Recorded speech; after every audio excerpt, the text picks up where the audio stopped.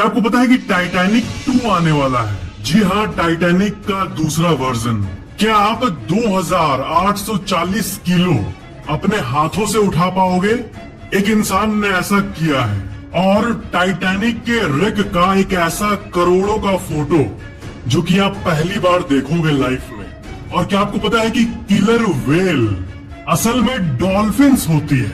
So let's explore. क्या आपको पता है कि किलर व्हेल जो आप सुनते हो वो एक्चुअली में कोई व्हेल है ही नहीं, वो है एक डॉल्फिन।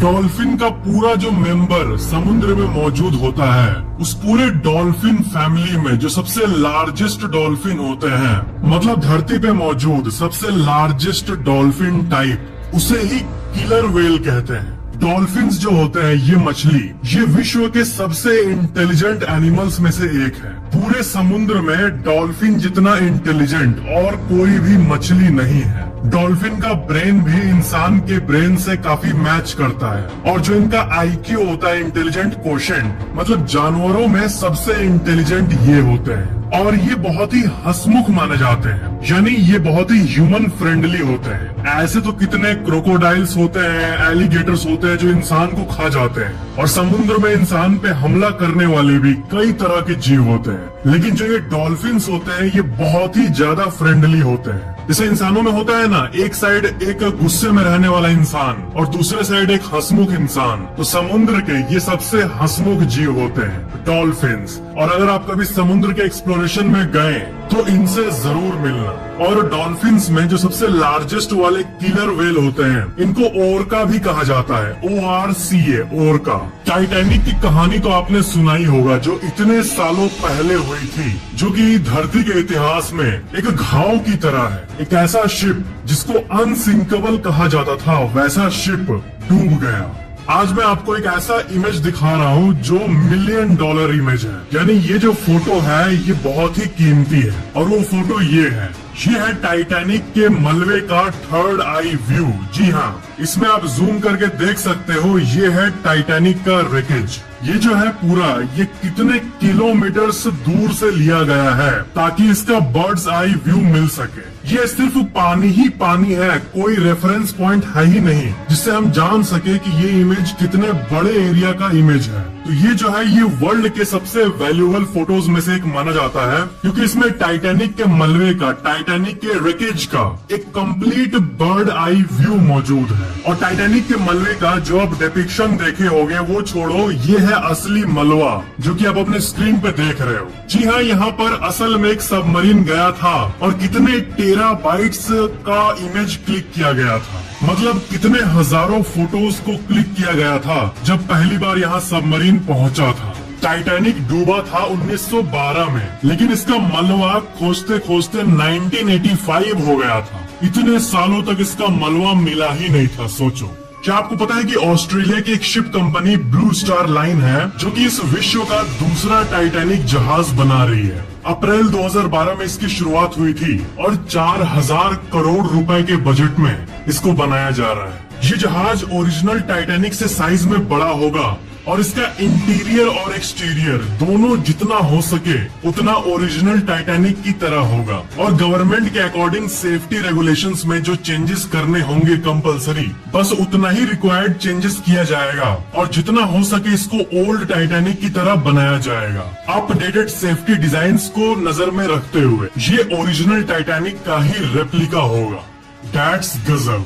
एक सवाल जो बहुत बार पूछा गया है कि अगर टाइटन सबमरीन वाटर प्रेशर के चलते एक्सप्लोड कर गया, इम्प्लोड कर गया, तो जो ओरिजिनल टाइटैनिक जहाज का मलबा है जो इतने नीचे दब गया है, उस पे क्या समुद्र का वाटर का लोड काम नहीं कर रहा है? वो क्यों अभी मलबा ठीक ठाक मौजूद है? तो इसका आंसर ये है कि जो टाइटैनिक का मलबा आप देख रहे हो वो ऑलरेडी टूटा हुआ है। जब टाइटैनिक शिप डूबने वाले दिन 2 टुकड़ों में हुआ था, उसके बाद से वो स्लोली धीरे धीरे नीचे गिरता गया और वो समुद्र के ऊपर से लेकर स्लो होके फिर नीचे पहुंचा कितने सालों बाद। तो वो ऑलरेडी स्लो करके उतने प्रेशर में अपने आप को ट्रांजिशन किया है, धीरे धीरे करके ऊपर से नीचे आया है, इसीलिए वो अचानक से इम्प्लोड नहीं हुआ है। और ये जो लकड़ी है ये ऑलरेडी इतना ब्रोकन है, प्रेशर से मरा हुआ है। कमेंट में और एक सवाल आया था कि जो ओशन गेट में जो 5 लोग थे वो सिंपली तैर के गेट खोल के बाहर क्यों नहीं आ गए?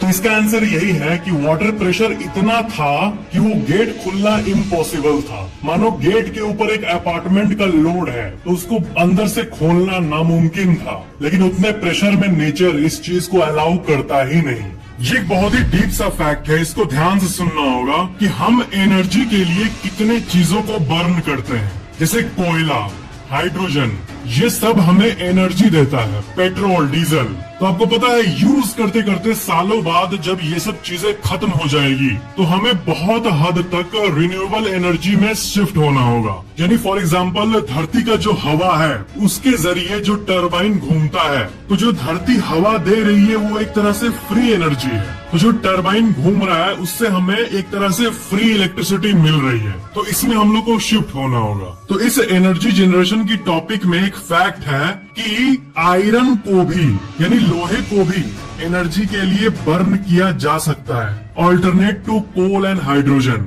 जी हाँ, इसी से रिलेटेड आप आर्टिकल को अपने स्क्रीन पे देख सकते हो कि आयरन को भी बर्न किया जा सकता है और आयरन धरती में ह्यूज मात्रा में मौजूद है। यानी आयरन को अगर हम लोग एक्सेस भी यूज करें तो लाखों सालों तक ये खत्म नहीं होगी। और सबसे बड़ी बात यह है कि एनर्जी के लिए आयरन को जलाने के बाद कोई भी डेंजरस पॉल्यूटेंट्स नहीं निकलते हैं, जो कि सबसे बेस्ट बात है। यानी आयरन के थ्रू एनर्जी प्राप्त करने पे, यानी आयरन को एज अ स्रोत ले अगर सारी इंडस्ट्रीज और बाकी जगह पे, तो इससे पॉल्यूटेंट्स नहीं निकलते।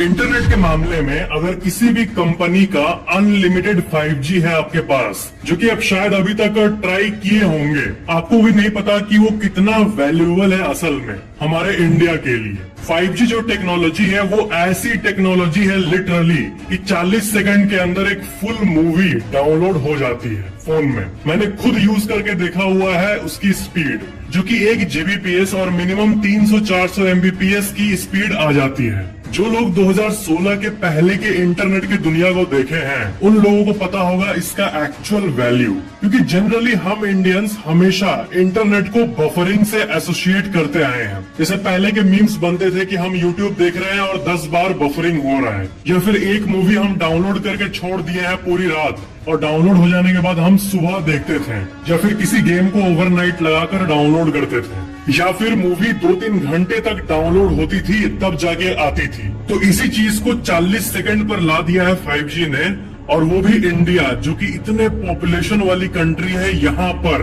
तो जो टेक्नोलॉजी, जो कम्युनिकेशन के मामले में टेक्नोलॉजी इंडिया में है, वो सही में बाकी वर्ल्ड के कंपैरिजन में बहुत ही आगे है। इंटरनेट के थ्रू कनेक्टेड रहने वाली जो बात है, इसमें इंडिया को एक वरदान मिला है। ये वरदान कि हमारे इंडिया में जियो और एयरटेल जैसी इतनी इनोवेटिव और आगे की सोच रखने वाली कंपनीज एग्जिस्ट करती है। हाँ, कमाती है बहुत ज्यादा, वो तो बात की बात है, वो तो ऑफ कोर्स बिजनेस है, लेकिन जो ये सुविधा जो इतने 125 करोड़ लोगों को मिला है वो सही में बहुत ही औसम बात है। किसी भी इंसान के बॉडी की बात करें तो सबकी एक बॉडी की क्षमता होती है वेट को सहने की। क्या आप एक 20 लीटर की बाल्टी को अपने ऊपर रख सकते हो, उठा सकते हो, झेल सकते हो, या फिर 100 केजी के डंबल को उठा सकते हो? कई लोग प्रैक्टिस के साथ 200 केजी के, 250 केजी के डंबल्स को भी उठा लेते हैं अपने हाथों से। तो ये दिखाता है मसल की एक्चुअल ताकत को, जिसे कि कोई भी डेवलप कर सकता है अगर वो जिम में अच्छे से प्रैक्टिस करे तो। लेकिन इसका भी एक लिमिट है कि इंसान इतने केजी तक उठा सकता है। Guinness book of world record को अगर आप देखोगे तो पॉल एंडरसन नाम के एक वेट लिफ्टर थे और इन्होंने 6270 LBS वेट के यानी 2840 किलो के बारबल को उठाया था जिम के अंदर, जो कि the greatest weight lift ever raised by a human being आज तक के पूरे इतिहास में माना जाता है। इनका वेट अगर 100-150 किलो हो और ये 3000 किलो ऑलमोस्ट उठा लिए, यानी ये अपने बॉडी के हिसाब से 20-30 गुना वेट उठा पाए, जो कि इंसान के क्षमता को दिखाता है। तो हमारे नेचर में हर जीव का अलग अलग वेट कैपेसिटी है, लेकिन पूरे धरती के सारे एनिमल्स को अगर आप स्कैन करो तो डायबोलिकल आयरन क्लैड बीटल, ये जो बीटल है इसका पूरे हमारे नेचर में one of the strongest exoskeletons है पूरे नेचर में। ये अपने बॉडी के हिसाब से 39,000 टाइम्स उठा सकता है वेट। 20-30 गुना नहीं जो कि इंसान कर पाते हैं, बल्कि 39,000 टाइम्स अपने बॉडी वेट के बराबर ये अपने ऊपर सह सकता है, और तब भी ये पचकेगा नहीं।